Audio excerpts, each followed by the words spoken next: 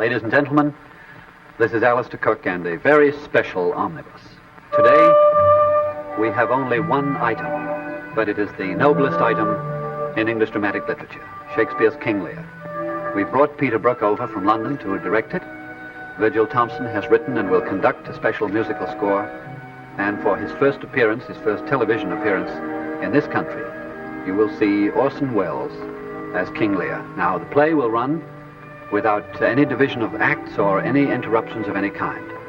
And we're very grateful to our sponsors for their generosity in making this possible. When you've heard from the first of them, I'll be back to tell you something about the history of the play and its reputation. Our version of King Lear runs about 73 minutes. And Peter Brook said that if he'd had 3 hours, it would still run 73 minutes. This was made possible by taking advantage of the very tough requirements of the Elizabethan stage. You know, they had only a platform stage and no curtain. And when people came in, they expected a play to run for 4 hours. So in order to rest the chief actors, they invented the subplot, the bane of all schoolboys. This brought on the second shift of actors. Well, Peter Brook has simply taken the subplot and thrown it out the window. But everything that bears on the tragedy of Lear is in this version. Now about the play. It was written by Shakespeare in his 41st or 42nd year, at the beginning of the last decade of his life. We don't know much about what happened to him in the 6 years since he wrote the gay comedy Twelfth Night. He would never again write anything like that. We do know that he lost an 11-year-old son, and that in the preceding years, when he was writing Julius Caesar, Hamlet, Othello, he seems to have been obsessed with public vices like ambition and treason, and private agonies like jealousy and lust. And now here he came to take an old Celtic myth about an aging king who divided his kingdom between 3 daughters in the hope of ensuring their devotion to him, a hope that you'll see was doomed to defeat. Now, for 2 centuries, this play was baffling and it was unpopular. The 18th century didn't like it because they wanted to believe, that Providence was a very reasonable being who ran the universe in a very orderly fashion, according to the new rules laid down by Sir Isaac Newton. So they called it disorderly, barbaric. The 19th century, an optimistic age, felt that its pessimism ran counter to the prosperity of the British Empire and the blessings of the steam engine and the export trade. So they said it was very morbid. And now we, at least those of us who've been lucky to survive the violence and the barbarities of the 20th century, maybe we are a little better qualified to look at this work with a little more humility. It is the play of an author who, in the prime of life, despaired not only of men and women, but of the God who made them. But this is not the petulance of a small-town atheist. It is the despair of one of the most intuitive human beings who've ever lived, and of the most greatly gifted of our poets. So, we give you King Lear in the hope that you may learn more from Shakespeare's pessimism than from the optimism of lesser men.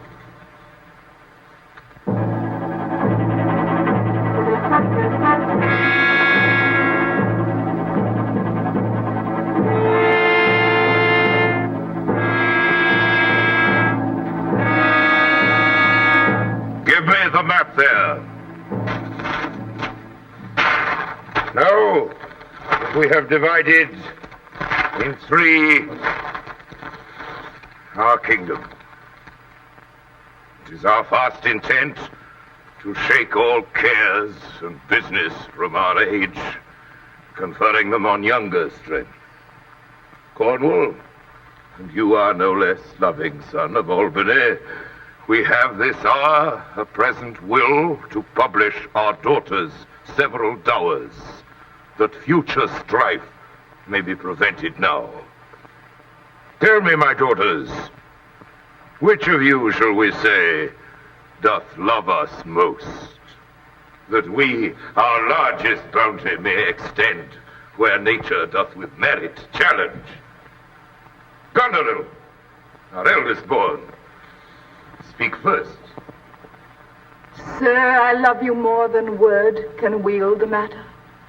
As much as child e'er loved or found, a love that makes breath poor and speech unable, beyond all manner of so much. I love you. What shall Cordelia speak? Love and be silent. To thine and Albany's issue be this perpetual. Now, what says our second, our dearest Regan, wife to Cornwall? I am made of that self-same metal as my sister. I find she names my very deed of love, only she comes too short. That I profess myself an enemy to all other joys, and find I am alone felicited in your dear highness' love. And yet not so, since I am sure my love's more ponderous than my tongue. To thee and thine, hereditary ever, remain this ample third of our fair kingdom, no less in space, validity, and treasure than that conferred on Goneril. And now, our joy, although our last and least, what can you say to win a third, more opulent than your sisters? Speak. Nothing, my lord. Nothing? Nothing. Nothing will come of nothing. Speak again. Unhappy that I am, I cannot heave my heart into my mouth. I love your majesty according to my bond, no more, nor less. Cordelia, man just speak a little. Must admit, mar your fortunes. Good my lord, you have begot me, bred me, loved me. I return those duties back as are right fit. Obey you, love you, and most honor you. Why have my sisters husbands if they say they love you all? Happily, when I shall wed, that lord whose hand must take my plight shall carry half my love with him, half my care and duty. Sure, I shall never marry like my sisters, to love my father all. But who's that parts with this? I, my good lord. So young, so untender. So young, my lord, and true.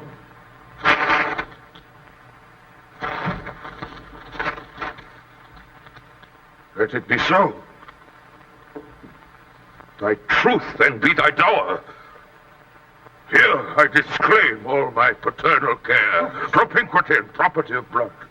And as a stranger to my heart and thee, hold thee from this forever. Good my liege. Peace can't come up between the dragon and his wrath. Thy youngest daughter does not love thee least. I loved her most, and thought to set my rest on her kind nursery. Hence, and avoid my sight.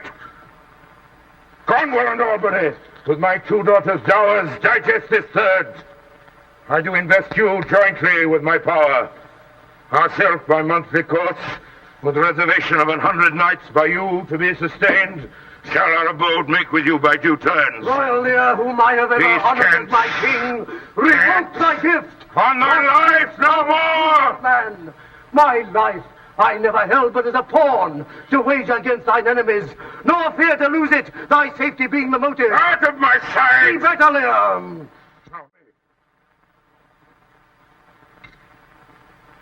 5 days we do allot thee for provision.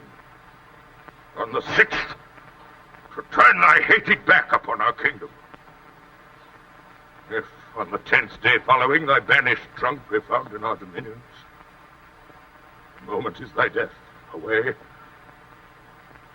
By Jupiter, this shall not be revoked. Call forth the princes, France and Burgundy. The gods to their dear shelter take thee, maid. But justly thinks, and hast most rightly said. Fare thee well, king, since thus thou wilt appear. Freedom lives hence, and banishment is here. The princes France and Burgundy, great rivals for our youngest daughter's love, long in our court have made their amorous sojourn. And here are to be answered. My Lord of Burgundy, what in the least will you require in present hour with her? Most royal majesty, I crave no more than hath your highness offered. Right noble Burgundy, her price is fallen. She's there. She is yours. I know no answer. This is most strange that she who even but now was your best object, the argument of your praise, balm of your age, the best, the dearest, should in this trice of time commit a thing so monstrous to dismantle so many folds of faith. Royal king, give but that portion which yourself proposed. Nothing. And here I take Cordelia by the hand, Duchess of Burgundy. I have sworn time firm. I am sorry then you have so lost a father, that you must lose a husband. Fairest Cordelia, that art most rich, being poor, most choice, forsaken, and most loved, despised. Thee and thy virtues here I seize upon. Not all the dukes of waterish Burgundy can buy this unprized, precious maid of me. Bid them farewell, Cordelia. Though yet unkind, thou losest here a better where to find. Thou hast her, France. Let her be thine. For we have no such daughter, nor shall ever look upon that face of hers again. Ever be gone without our grace, our love, our benison.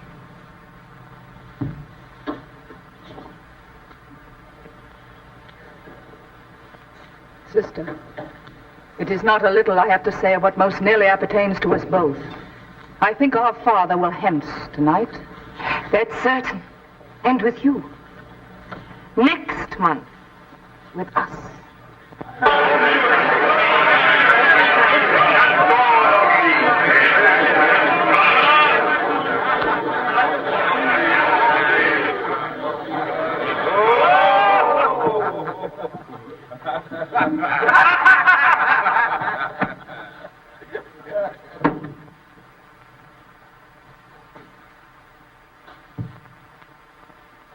Oswald, did my father strike my gentleman for chiding of his fool? Aye, madam. I'll not endure it. His nights grow riotous, and himself upbraids on every trifle. When he returns from his hunting, I will not speak with him. Say I am sick. He's coming, madam, I hear him. Put on what weary negligence you please, you and your fellows. I'd have it come to question. If he distaste it, let him to my sister.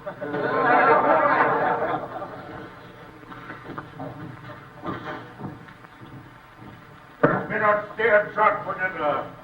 Thou, banished Kent, thy master whom thou lovest shall find thee full of labors.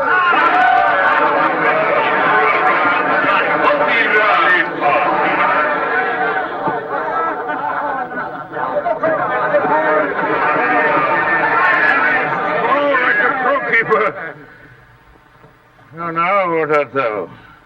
Man, sir? Very honest-hearted fellow, and as poor as the king. If thou beest as poor for a subject as he's for a king, thou art poor enough. What would thou? Service. Who wouldst thou serve? You? Dost thou know me, fellow? No, sir, but you have that in your countenance which I would fain call master. What's that? Authority. Follow me, thou shalt serve me. I like thee no worse after dinner. Dinner! Ho! Dinner! Where's my knave? My fool. Go you and call my fool hither. You, sir. Go you and tell my daughter I would speak with her. So please you. What's in the fellow there? Go, call the crossbow back. Dinner! I think the world's asleep. He says, my lord, your daughter is not well. Why came not to say back to me when I called him? Sir, he answered me in the roundest manner. He would not. He would not. My lord, I know not what the matter is, but to my judgment your highness is not entertained with that ceremonious affection as you are wont. Ah, sayest thou so? There's a great abatement of kindness appears in the general dependence, as in your daughter. I have perceived a most faint neglect too late. I will look further into it. But where's my fool? I've not seen my fool this last 2 days. Since my young lady is going into France, sir, the fool hath much pined away. No more of that. I've noted it well. Go you and tell my daughter I would speak with her. You get my fool hither. You, sir! You! Come you hither. Who am I, sir? My lady's father. My lord's knave, your horse and car. I'll not be strucken, my lord. Nor trip neither, you base foot. All right, away. Follow through. You have wisdom. Here's earnest of thy service. Let me hire him too. Here's my coxcomb.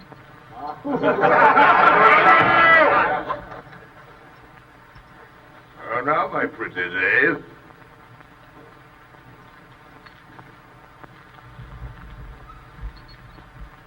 Sir, you had best take my coxcomb. Why, my boy? Why? For taking one's part that's out of favour. Nay, and thou canst not smile as the wind sets. Thou catch cold shortly. Here, take my coxcomb.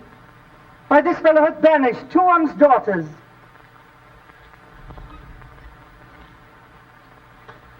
And done the third a blessing against his will. And now, boy. And now, young cock. Would I had 2 coxcombs and 2 daughters? Why, my boy? I gave them all my living. I keep my coxcombs myself. There's mine. Who's the dog, master? Kennel. He must be whipped out. Sit up. I teach thee a speech. No, boy. Oh, mark it, Nuncle. Have more than thou showest. Speak less than thou knowest. Lend less than thou owest. No more than thou trowest. Leave thy drink and thy whore, and keep in a door, and thou shalt have more than 2 tens to a score. This is nothing, fool. Thou gavest me nothing for it. Canst thou make no use of nothing, Uncle? I know, boy, nothing can be made out of nothing. Prithee tell him, so much the rent of his land comes to. He'll not believe a fool. Give me an egg! And I'll give thee 2 crowns. What 2 crowns will they be? Why, after I broke the egg in the middle, the 2 crowns of the egg. And thou clovest thy crown in the middle, and gavest away both parts. Thou borest thine ass on thy back o'er the dirt. Thou hadst little enough wit in thy bald crown when thou gavest thy golden one away. And if I speak like myself in this, let him be whipped. But first finds it so. Fools had ne'er less grace in a year, for wise men are grown foppish. They know not how their wits do wear, their manners are so impish. When were you wont to be so full of songs, sirrah? Oh, I've used it, Nuncle, ever since thou madest thy daughters thy mothers. For when thou gavest them the rod and putst down thine own breeches. Take heed, sirrah. And they for sudden joy did weep, and I for sorrow sang. That such a king should play Bo Peep and go the fools among.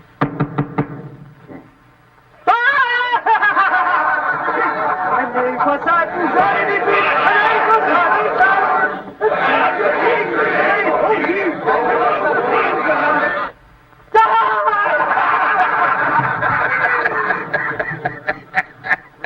How now, daughter? What makes that fronted on? You were too much of late in the frown. How's the pretty fellow when there has no need to care for her frowning? Now thou art an old without a figure. I'm better than thou art now. I'm a fool. Thou'rt nothing. Yes, forsooth, I will hold my tongue, so your face bids me, though you say nothing. Mum. He that keeps nor crust nor crumb, weary of all shall want some. That's a shout, please, Cod. Not only, sir, this your all licensed fool, but others of your insolent retinue do hourly carp and quarrel. I'd thought by making this well known unto you to have found a safe redress, but now grow fearful that you protect this course, which if you should, the fault would not scape censure.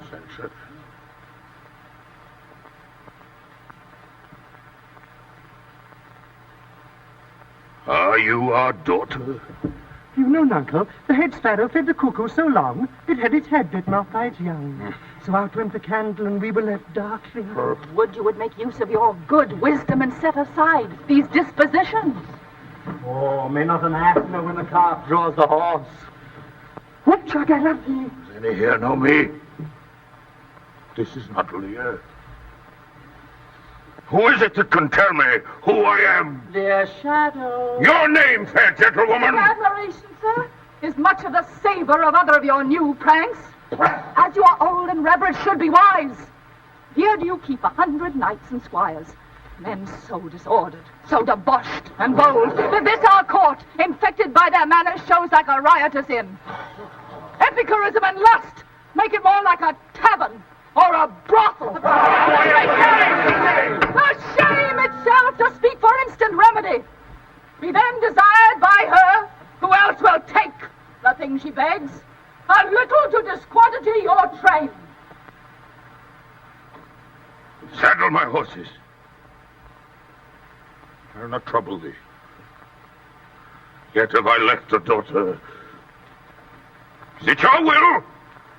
Speak, sir. Prepare my horses! My lord, I am guiltless as I am ignorant of what hath moved you. My train are men of choice and rarest parts, that all particulars of duty know, and in the most exact regard support the worship of their names. Almost small faults, how ugly didst thou in Cordelia show, which like an engine wrenched my frame of nature, drew from my heart all love, and added to the gall.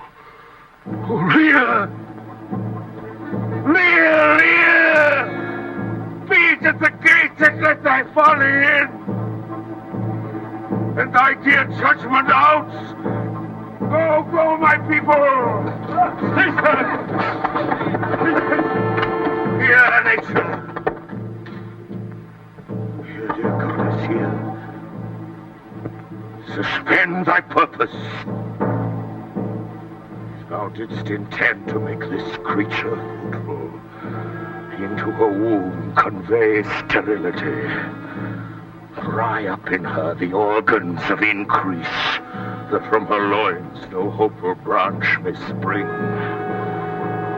If she must teem, create a child of spleen, that it may live athwart this nature, torment to her. Its step wrinkles in the brow of youth with cadent tears fret channels in her cheeks, turn all her mother's pains and benefits to laughter and contempt, that she may feel how sharper than a serpent's tooth it is to have a thankless child. Away!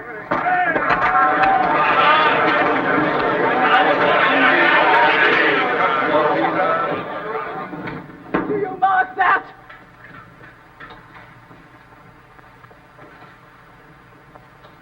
I cannot be so partial, Goneril, to the great love I bear you. Pray you content. You, sir, more knave than fool, after your master. After Lear! Hurry and take the fool with thee! The fox, when one has caught her, and such a daughter, would shorter the slaughter if my cat could lay a halter. So the fool follows after. And now, Oswald, what have you writ that letter to my sister? Aye, madam. Take you some company and await a horse. Inform her full of my particular fear, and thereto add such reasons of your own that may compact it more. Ere long, you are like to hear, if you dare venture on your own behalf, a mistress's command. The scarce of it dare speak would stretch thy spirits up into the air. Conceive, and fare thee well. Thou wouldst make a good fool. What a boy. Long till it thou art my fool, and have thee beaten for being old before thy time. Aye. Thou shouldst not have been old before thou hadst been wise. Oh, let me not be mad. Sweet heaven, keep me in temper. I would not be mad.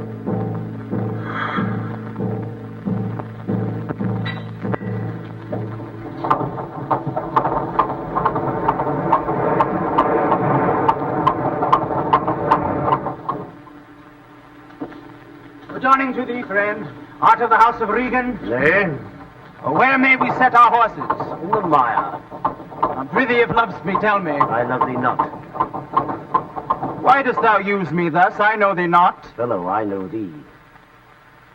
What dost thou know me for? A knave, a rascal, an eater of broken meats, a base, proud, shallow, beggarly, lily-livered, glass-gazing, super-serviceable, finical rogue, a beggar, a coward, a pander, and the son and heir of a mongrel bitch. Away. I have nothing to do with thee. You come with letters against the king, and take vanity, the puppet part, against the royalty of our father. Draw, you rascal, or I'll carbon out of your shank. Stand, you rogue! Stand, you neat slave! What's the matter here? Keep peace upon your life. He dies and strikes again! Will you, goodman boy? Come on! I'll flesh you! What is the matter here? A messenger from our sister. Fetch forth the stocks. We'll teach you. Sir, I serve the king, on whose employment I was sent to you. You shall do small service against the grace and person of my master, stalking his messenger. As I have life and honor, there shall he sit till noon. Till noon? Till night, my lord. And all night, too. Why, madam, if I were your father's dog, you should not treat me so. Being his knave, I will. The king. Let me beseech your grace not to do so. The king must take it ill that he so lightly valued in his messenger should have him thus restrained. I'll answer that. My sister may receive it much more worse to have her gentleman abused, assaulted for following her affairs.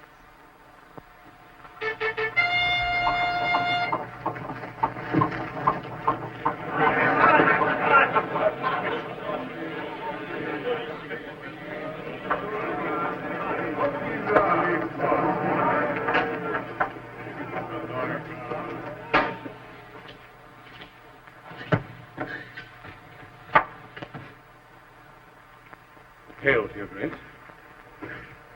I'm glad to see your highness. Regan, I think you are. I know what reason I have to think so. Oh, Regan, if thou shouldst not be glad, I would divorce thee from my mother's tomb, sepulchring an adulteress. Oh, beloved Regan, thy sisters,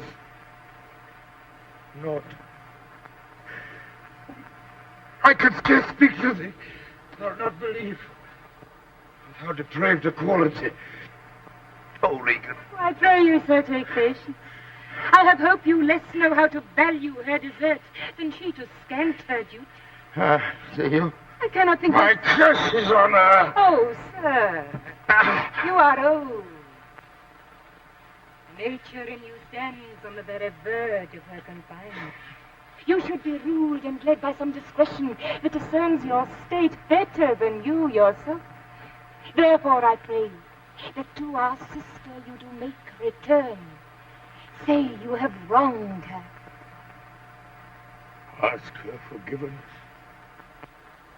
Dear daughter, on my knees I beg that you vouchsafe me raiment, bed, and food. Dear daughter, I confess that I am old. Age is unnecessary. Who is it? Just so much thy place mistook to set thee here. Where's cruel daughters? Horses are tied by the head, dogs and mares by the necks, monkeys by the loins, and men by the legs. It is both he and she. No. Thy son and daughter. No. Yes. No, I say. I say I. You swear no. Swear I. This mother swells up toward my heart. Hysterica passio. Down, thou climbing sorrow. Thy eminence below. Who put my man in the stocks? Who put it there? What trumpet's that? I know it's my sister's. Who stopped my... Her letter, the chief, would be here soon. Regan! I have good hope thou didst not know of.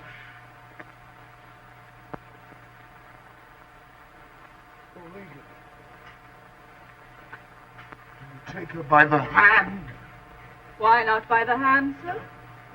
How have I offended? All's not offense that indiscretion finds, and dotage terms so. Besides, you are too tough. Will you yet hold? Who stopped my servant? I sent him there, sir. But his own disorders deserve far less. Sir, I beg you. Be still, sir. I pray you, father, being weak, being so, if till the expiration of your month you will return and sojourn with my sister, dismissing half your train, come then to me. Return with her and 50 of my men dismissed? No. Rather, I abjure all roofs and choose to wage against the enmity of the air, to be a comrade with the wolf and owl. Necessity's sharp pinch. Return with her. Why, the hot-blooded France, the dowerless, our youngest daughter took, I could as lief be brought to knee his throne, and squire like pension beg to keep base life afoot. Return with her. Persuade me rather to be slave and sumpter to this detested grove. That's your choice, sir. I prithee, daughter, do not make me mad. I will not trouble thee. Will no more meat. But yet, thou art my flesh, my blood, my daughter. Or rather a disease that's in my flesh, which I must needs call mine. Thou art a boil, a plague sore, an embossed carbuncle in my corrupted blood. I'll not chide thee. Let shame come when it will. I do not call it. I do not bid the thunder-bearer shoot, nor tell tales of thee to high judging Jove. An end when thou canst, be better at thy leisure. I can be patient. I can go with Regan. I, my 100 knights. Not altogether, sir. I look not for you yet, nor am provided for your fit welcome. Give ear, sir, to my sister. What 50 followers, is it not well? What should you need of more? Yea, or so many. How in one house should many people under 2 commands hold embassy? 'Tis hard, almost impossible. Why might not you, my lord, receive attendance from those that she calls servants, or from mine? Why not, my lord? If then they chance to slack ye, we could control them. If you will, come to me, for now I spy a danger. I entreat you to bring but 5 and 20. To no more will I give place or notice. I gave you all. And in good time you gave me. What must I come to thee with 5 and 20? Regan said you so. And speak again, my lord. I'll go No with more with me. I 50, yet it's double 5 and 20. Thou art twice her love. Hear me, my lord. What need you 5 and 20? 10 or 5? To follow in a house where twice as many have a command to tend you? What need 1?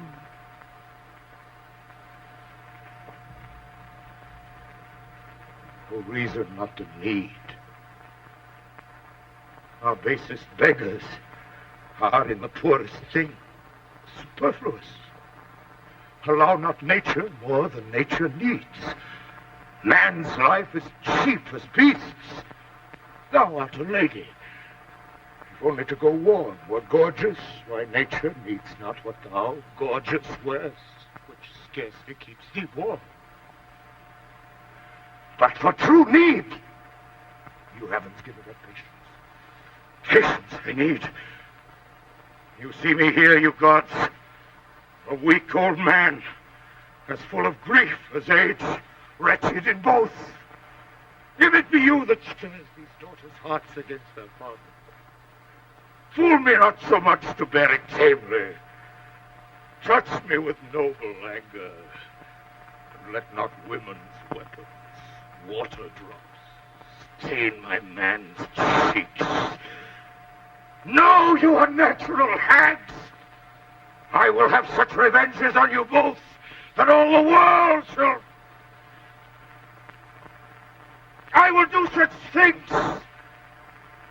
What they are yet I know not, but they shall be the terrors of the earth. You think I'll weep? No, I'll not weep. I have full cause of weeping. For this heart shall break into 100,000 flaws. Whatever I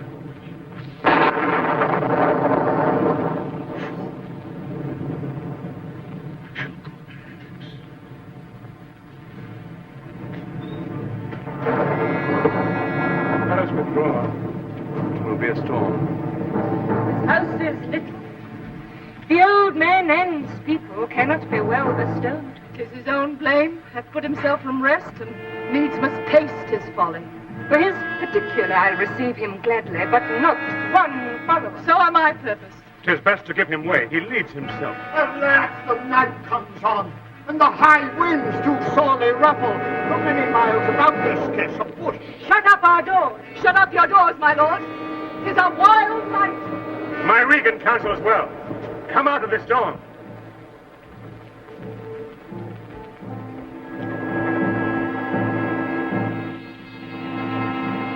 Over there, beside foul weather. The place is like the weather. Look so quiet. Sir, I do know.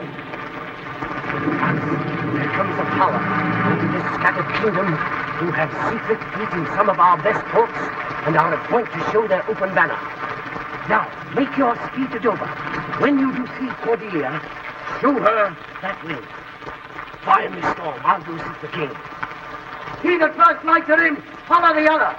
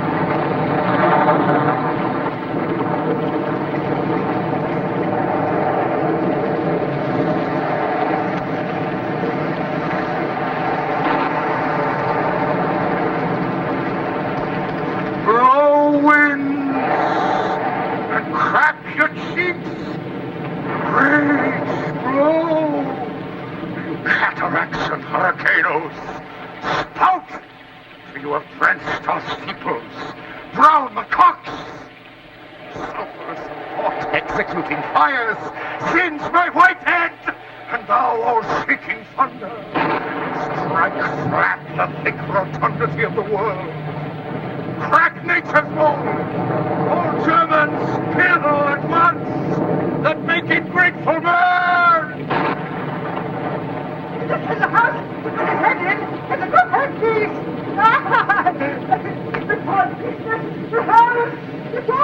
A penny!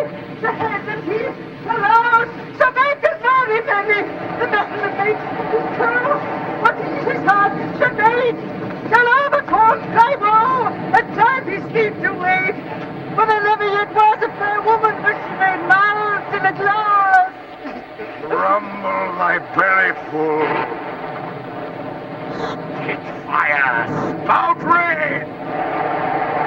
Rain, wind, thunder, fire are my daughters.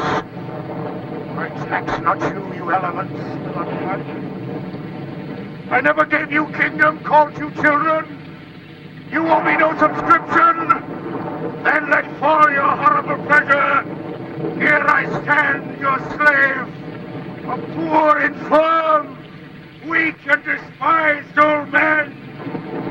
Yet I call you servile ministers, and will with two pernicious daughters join your high engendered battles against a head so old and white as this.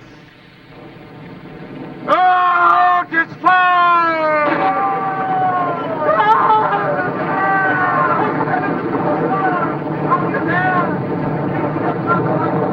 Not such nights as these, the wrathful skies narrow the very wanderers of the dark and make them keep their caves.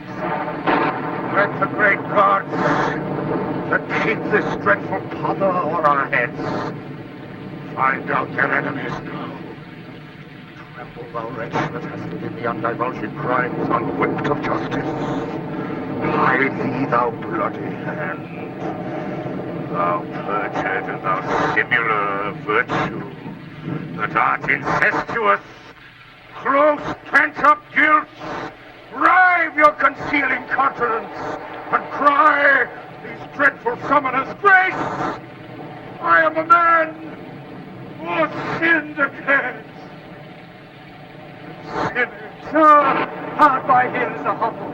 Some friendship will it lend you there against the tempest. Repose you there. Oh, thou boy art cold, poor knave and fool, and one part in my heart, but solid.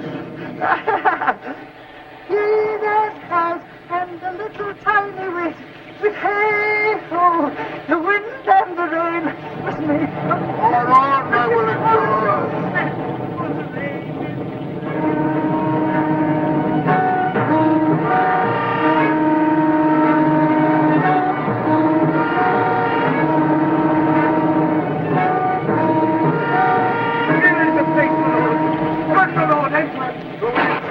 The tyranny of the open night, too rough for nature to This endure. tempest will not give me leave to ponder on things that would hurt me more. Go in, boy, first.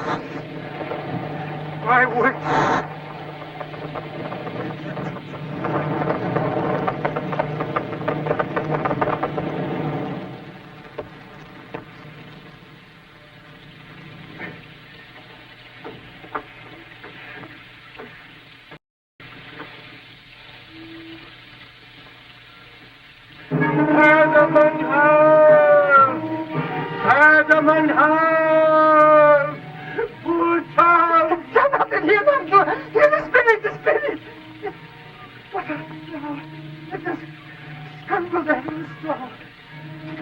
Away, the foul fiend follows me. Through the sharp hawthorn blow the winds. Zoom. Run to thy bed and warm thee. Who gives anything to poor Tom, whom the foul fiend has led through fire and through flame, through sword and whirlpool, over bog and quagmire, that has laid knives under his pillow and halters in his pew, has set ratsbane by his porridge, made him proud of heart to ride on a bay-trotting horse. Over 4-inch bridges, to course his own shadow for a traitor. Didst thou give all to thy daughters? Not thou come to this. Bless thy 5 weeks. Comes a cold. Oh, yeah, oh, yeah, oh, yeah, oh. Bless thee from whirlwind, star blasting and taking. Do poor Tom some charity, whom the foul fiend vexes. There might I take him now, and there again, and there. As his daughters brought him to this pass, couldst thou save nothing? Wouldst they take all? Nothing could have subdued nature to such a lowness but his unkind daughters. Is it the fashion that discarded nature should have so little mercy on their flesh? Judicious punishment. 'Twas this flesh begot those pelican daughters. Pillicock sat on Pillicock Hill. That is also fools of madness. Nay, take heed of the foul fiend. Obey thy parents. Keep thy words, justice. Swear not. Keep not thy sweetheart. On proud array. From a cold.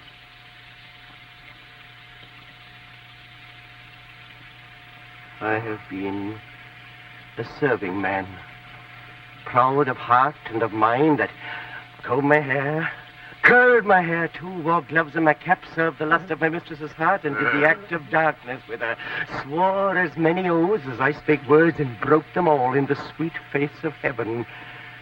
One that slept in the contriving of lust and waked to do it. Oh, wine loved I dearly, dice dearly, and in woman out paramored the Turk. Pulse of heart, light of ear, bloody of hand, hog in slow, fox in self, a dog in matter, in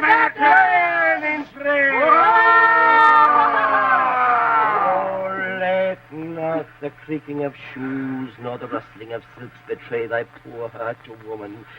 Keep that foot out of ruffles, thy hand out of plackets, and obey the foul fiend. Still through the hawthorn blows the cold wine.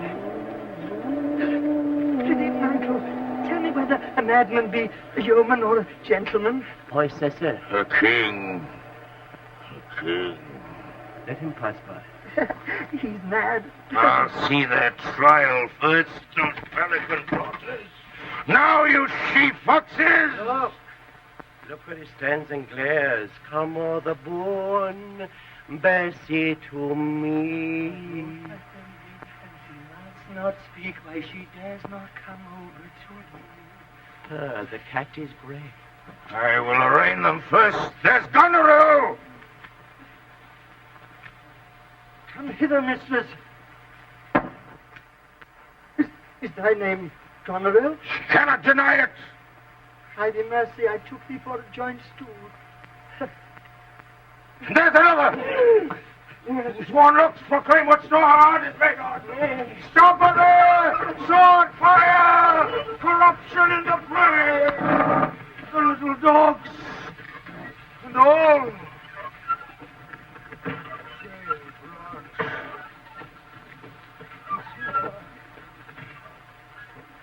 See, they bark. Child Roland to the dark tower came. His word was still by foe and foul. I smell the blood of a British man.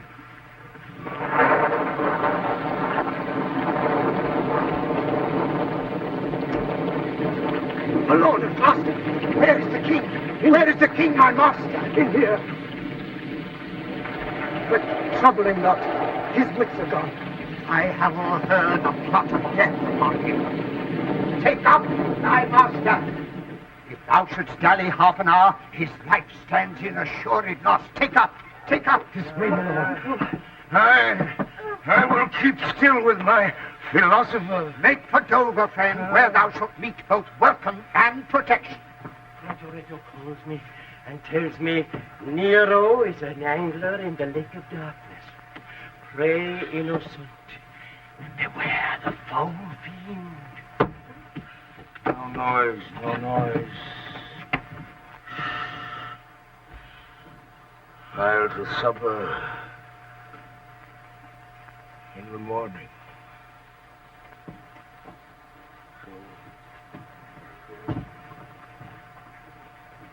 I'll go to bed at noon.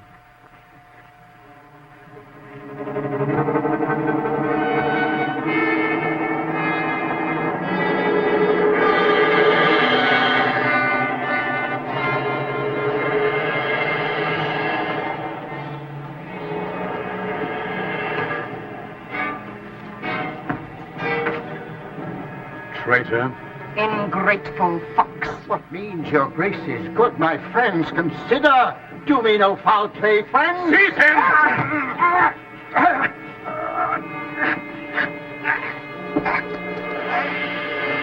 Where hast thou sent the king? To Dover. Wherefore to Dover? Wast thou not charged in peril? Wherefore to Dover? Let him answer that. I am tied to stake, and I must stand a course. Wherefore to Dover? Because I would not see thy cruel nails pluck out his poor old eyes. Bind fast his cocky arm. Hard! I will see the winged vengeance overtake such children. See it, shalt thou never.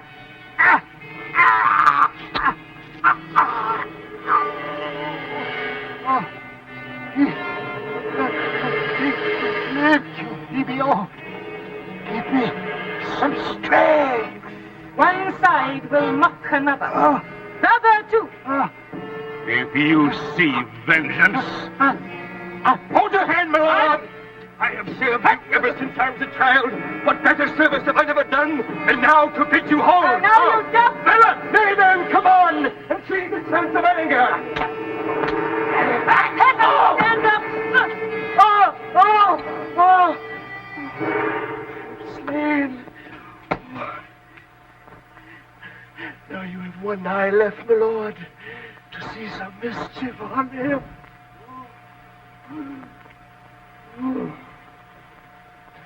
See it, shalt thou never.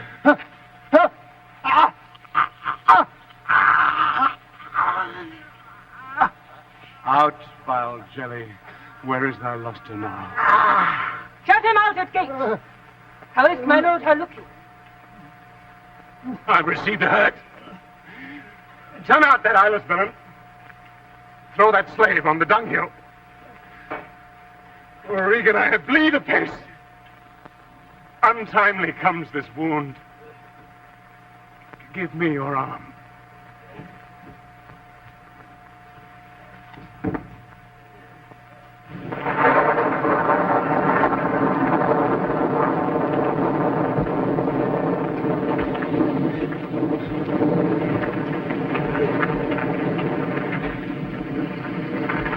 Let him smell his way to Dover.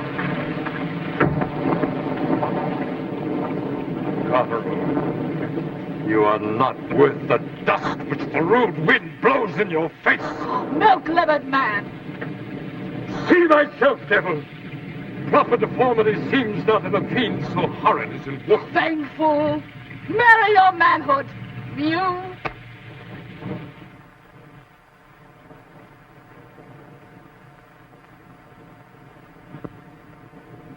Now, sweet lord, you know the goodness I intend upon you.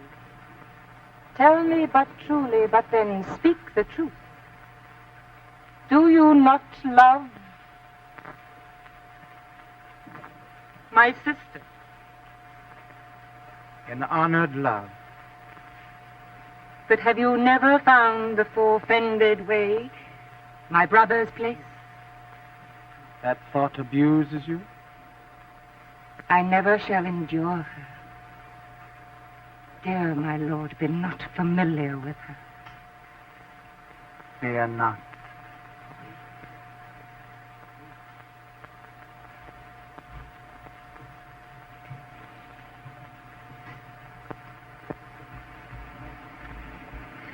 Alack, 'tis he. Why, he was seen even now, mad as the vexed sea, singing aloud, crowned with rank fumiter and furrowed weeds. Send forth an officer, search every acre in the high-grown fields, and bring him to our eye. Seek for him.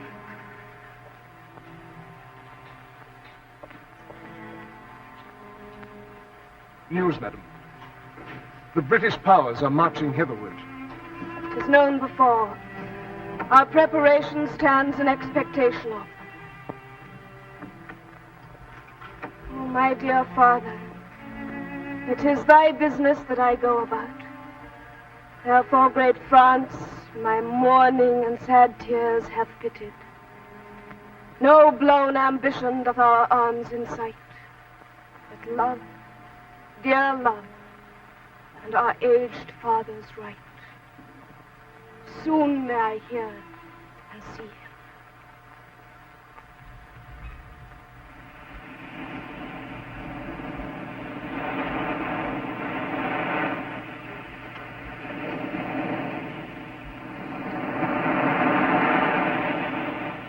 They cannot touch me for coining.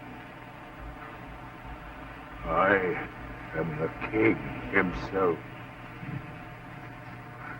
There's your press money.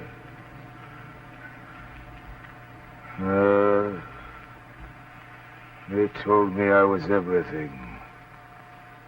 'Tis a lie. When the wind came to make me chatter, and the thunder would not peace at my bidding, there I found him. There I smelt him out. They told me I was everything. 'Tis a lie.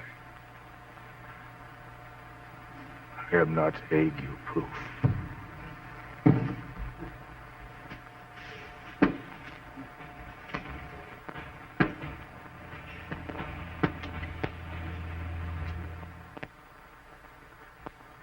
Give me the map there. Is not the king? Aye. Every inch. A king. When I do stare, see how the subject quakes. I pardon that man's life. What was thy cause? Thou shalt not die for adultery. The wren goes to it, and the small gilded fly does lecher in my sight. Toot luxury, pell-mell. Let copulation thrive.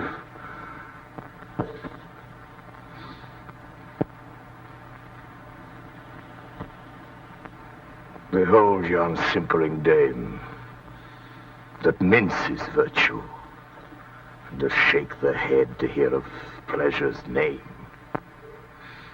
The fitune of the soiled horse goes to it with a more riotous appetite.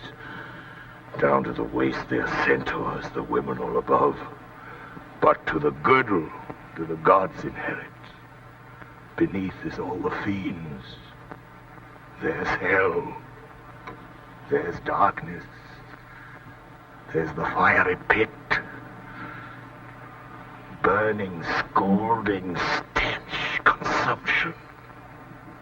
Fly. Give me an ounce of civet, good apothecary, to sweeten my imagination. There's money for thee. Oh, let me kiss that hand. Let me wipe it first. It smells of mortality. Oh, this ruined piece of nature, this great world should so wear out. Lord, dost thou know me? I remember thine eyes well enough. Dost thou squint at me? See how this world goes. I see it feelingly. What, art mad? A man may see how this world goes with no eyes. Look with thine ears. See how yon justice rails upon yon simple thief. Hark in thine ear. Change places and handy-dandy, which is the justice, which the thief. I've seen a farmer's dog bark at a beggar. Aye, and the creature run from the cur. there thou mightst behold the great image of authority. The dogs obeyed in office. Oh, sir, sir. If thou wilt weep my fortune, take mine eyes. I know thee well enough. Thy name is Gloucester. Thou must be patient. We came crying hither. Thou knowst when we first smell the earth, we wail, we cry. I will preach to thee. Mark, the day when we are born, we cry that we are come to this great stage of fools. This were a delicate stratagem. To shoe a troop of horse with felt. I'll put it to practice. When I've done it, I'll steal upon these sons-in-laws and kill. Come,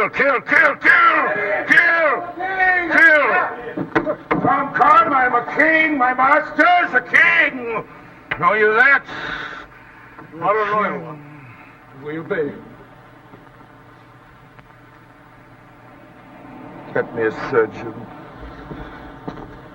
Sire, your most dear daughter. I am cut to the brains.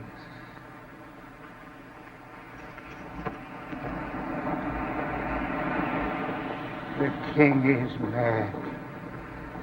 How stiff is my vile sense that I stand up and have ingenious feeling of my huge sorrow. Better I were distract, so should my thoughts be severed from my griefs, and woes by wrong imagination lose the knowledge of themselves.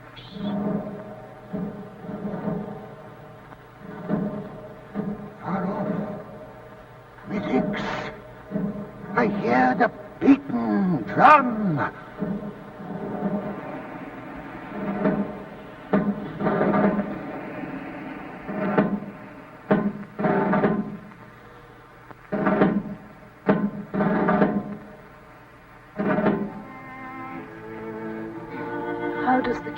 Madam sleeps still.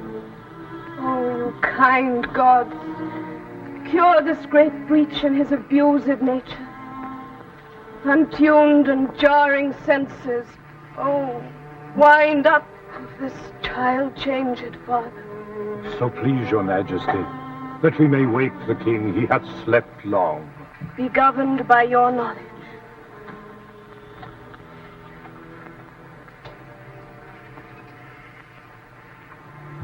Had you not been their father, these white flakes did challenge pity of them. Was this a face to be opposed against the warring winds? Mine enemy's dog, though he had bit me, should have stood that night against my fire. And wast thou fain, poor father, to hovel thee with swine and rogues forlorn in short and musty straw? Alack, alack. 'Tis wonder that thy life and wits at once had not concluded all. He wakes. Speak to him. Madam, do you, 'tis fittest. How does my royal lord? How fares your majesty? You do me wrong to take me out of the grave. You are a soul in bliss. But I am bound upon a wheel of fire, that mine own tears do scald like molten lead. Sir, do you know me? He's scarce awake. Let him alone a while. I am mightily abused. I should even die with pity to see another thus. I know not what to say. I cannot swear. These are my hands. Oh, hold your hand in benediction on me. Pray, do not mock at me. I am a very foolish, fond old man. 80 and upwards, not an hour more nor less. And to deal plainly, I fear I'm not in my perfect mind. Methinks I should know you and know this man, but I'm doubtful. Mainly doubtful what place this is. Nor all the skill I have remembers not these garments.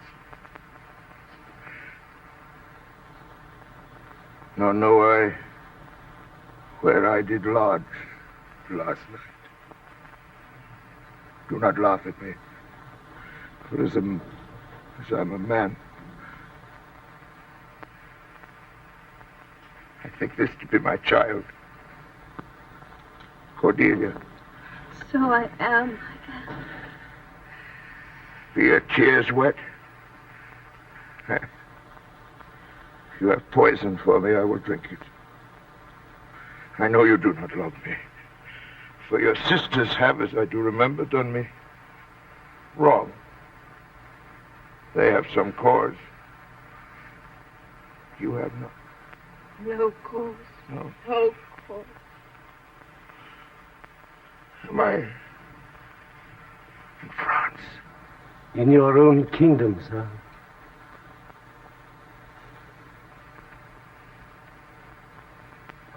Do not abuse me.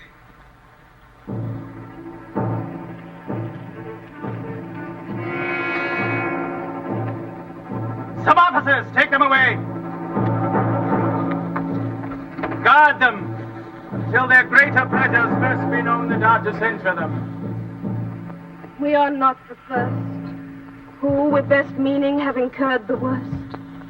For thee, oppressed king, I am cast down. Myself could else outrun false fortune's frown. Shall we not see these daughters and these sisters? No, no. Oh, no. Come. Let's away to prison. We two, alone, will sing like birds in the cage. When thou dost ask me blessing, I'll kneel down and ask of thee forgiveness. And so we'll live and pray and sing and tell old tales and laugh at gilded butterflies and hear poor rogues talk of court news, and we'll talk with them too. Who loses and who wins, who's in, who's out, and take upon us the mystery of things as if we were God's spies. And we'll wear out in a walled prison pacts and sects of great ones that ebb and flow by the moon. Take them away! Upon such sacrifices, my Cordelia, the gods themselves throw incense. Have I caught thee? Wipe thine eyes. The good years shall devour 'em fresh and fell. There they shall make us weep. We'll see 'em starve first.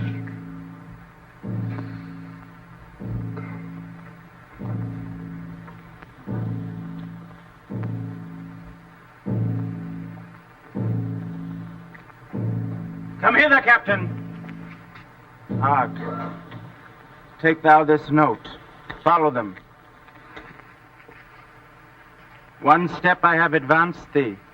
If thou dost as this instructs thee, thou dost make thy way to noble fortunes.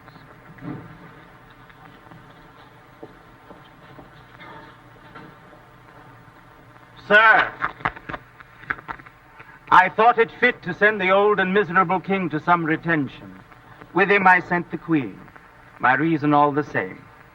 And they are ready tomorrow, or at further space, to appear where we shall hold our session. You have the captives. I do require of you so to use them, as we shall find their merits and our safety may equally determine. The question of Cordelia and Pray, sir, by your patience.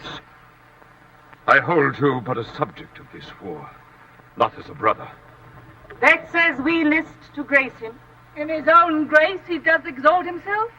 In my rights, by me invested, he compares the best. That were the most if he should husband you. Lady, I am not well, else I should answer from a full flowing stomach. General, take thou my soldiers, prisoners, patrimony. Witness the word that I create thee here my lord and master. Mean you to enjoy him? The let alone lies not in your goodwill. Nor in thine, Lord. Half-blooded fellow, yes. Let the drums strike and prove my title thine. Stay it! Hear reason. Oswald, I arrest thee on capital treason. And in thy arrest, this gilded serpent. For your claim, fair sister, I bar it in the interest of my wife. With this ungracious paper strike the sight. Here in the sands thee I'll rake a post unsanctified of murderous lechers.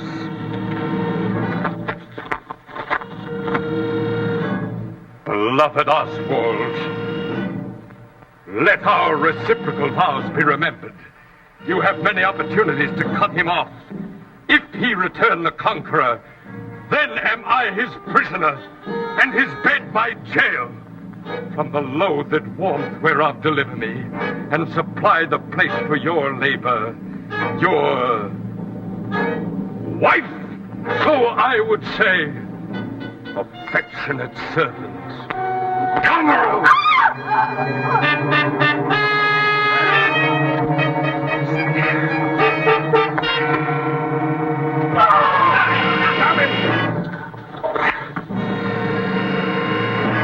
I pant for life. Some good I mean to do despite of mine own nature. My writ is on the life of Lear and on Cordelia. Quickly, send him, be brave in it. Nay, send in time. Haste thee for thy life. He hath commission from my wife and me to hang Cordelia, then to lay the blame upon her own despair that she foredid herself.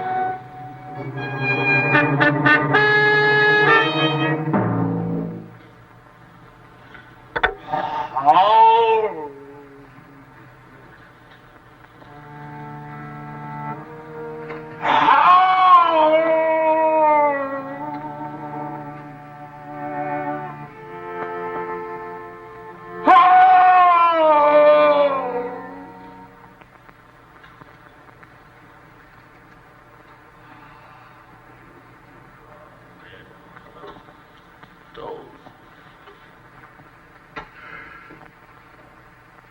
Had I your tongues and eyes, I'd use them so that heaven's vault should crack. She's dead! She's dead! I know when one is dead and when one lives. She's dead as earth. Cordelia! Cordelia, stay a little. What dost thou say? Huh? Her voice was ever soft, gentle, and low. An excellent thing in woman. I killed the slave that was hanging thee. It's true, my lord. He did. Did I not, Earl? I have seen the day with my blood-biting force when I would have made them skip. I am old now. And these same crosses spoil me. He knows not what he says. And vain is it that we present us to him. And my poor fool is hanged. No. No. No, life. Why should a dog, a horse, a rat have life? And thou, No breath at all.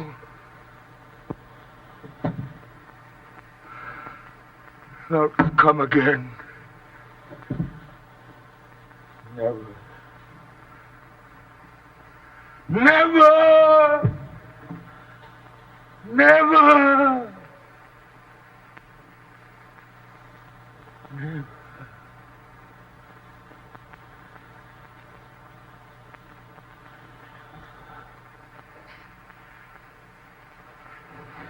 Thanks. My lord! My lord! Break, heart, I prithee break. Vex not his ghost. Oh, let him pass. He hates him that would upon the rack of this tough world stretch him out longer. Bear them from hence. Our present business is general woe. Friend of my soul, rule in this realm, and the gourd state sustain. I have a journey, sir, shortly to go. My master calls me. I must not say no. The weight of this sad time we must obey. Speak what we feel, not what we ought to say. The oldest have borne most.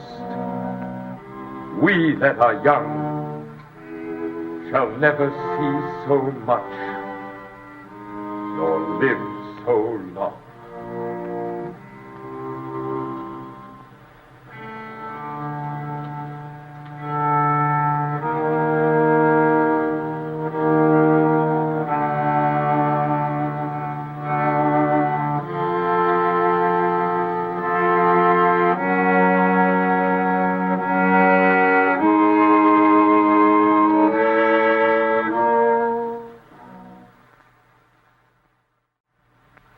Peter, we'd like to thank you for your enormous labors of the last 3 weeks. And when I say we, I mean not only the crew of Omnibus, the sweating cameramen, the broken-down stage managers, the script editors, but I think several of those 13 million people out there. Well, wonderful. Thank you, Alistair. I'd only say what I've learnt with this is what a team business television is, and if I had more than 30 seconds, I could say something. I can only thank your director here, and McCullough, and all the others who've helped so much with kept this show on the air. Thank you. Great stuff. Thank you, Peter.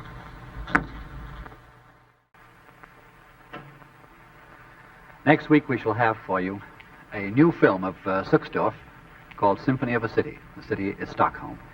We shall show you some of the recording tricks of Les Paul and his charming wife. We shall have to try and find out about organic architecture, and we shall ask its parent, Mr. Frank Lloyd Wright. And finally, we shall present to you a dramatization of Stephen Vincent Benet's The Gold Dress. So, next Sunday and every Sunday, Omnibus.